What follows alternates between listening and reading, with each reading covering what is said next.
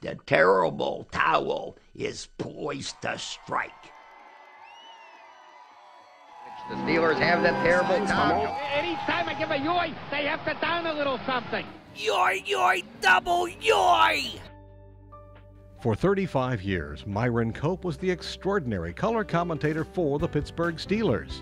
His passion for creative writing and broadcasting brought excitement to the city of Pittsburgh.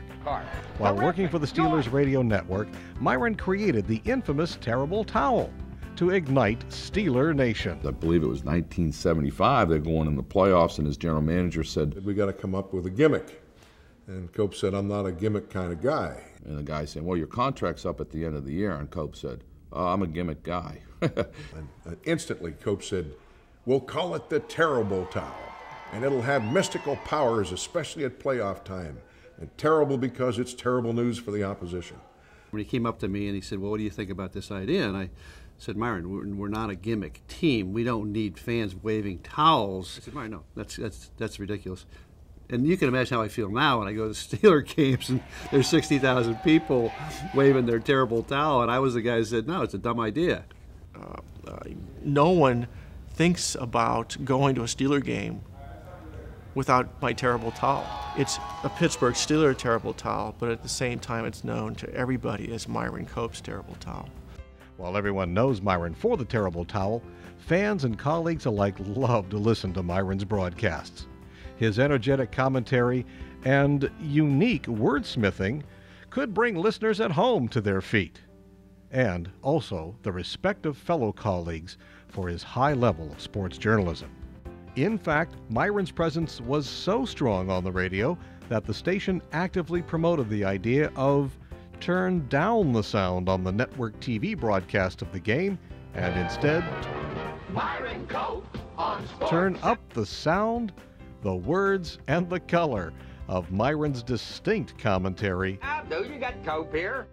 and delivery, calling the game only as Myron could.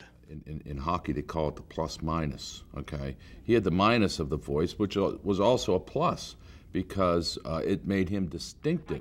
He was self-deprecating when he had to. Like I said, he could tell a story like no other. He was knowledgeable. He did his homework. I used to watch him prepare for games. He had his pulse on Pittsburgh as well as anybody I've known.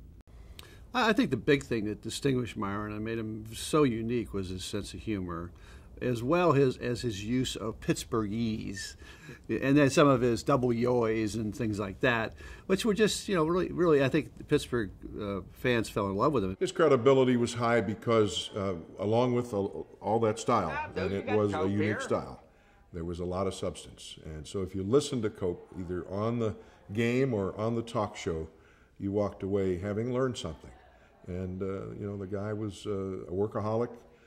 He'd go into the Steelers offices 4 or 5 hours before the game would start and do last-minute things that maybe a lot of other reporters didn't have. And when he went on the air, he was over-prepared. Along with his great gift of storytelling, Myron was beloved by his colleagues and the city of Pittsburgh. Many have great memories of Myron's joyful spirit. I miss him on a personal level. He and I saw eye to eye on a lot of things. I enjoyed playing golf with him because he wasn't that good a golfer. And I happened to be with him the day that he came closest to breaking 100. He had never done it his whole life. We came to number 16 at a little course up at Conneaut Lake. And it was a par 3, and he put not 1, not 2, but 3 balls in the creek on the left. But if he hadn't been so stubborn about it, we would have had him take the distance because it was a lateral hazard. And he didn't have to reload from the tee. He could have gone to where it went into the creek and probably not made an 8 or a 9, and he shot a 103. So do the math. That was his best and last chance to break 100, and I probably should have been firmer with him, but being firm with Cope was you had to be ready to fist fight. I remember he did 2 commentaries a day on the radio, morning and afternoon, and then did one on television. So he was doing 3 commentaries a day, and I wouldn't want to miss a one.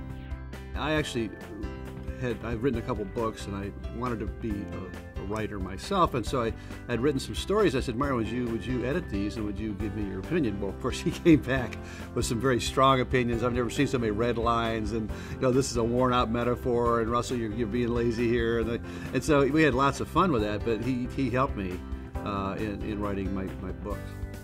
He became a character that was much beloved by the fans.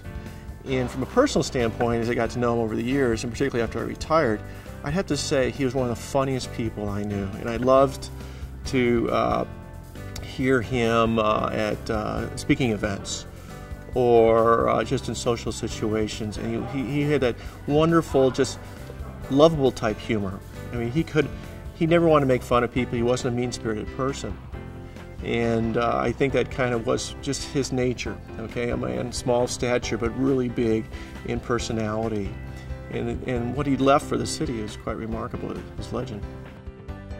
What will always endure for Myron and for the city of Pittsburgh is a and a wave of the terrible towel. What is this miracle we behold? What is this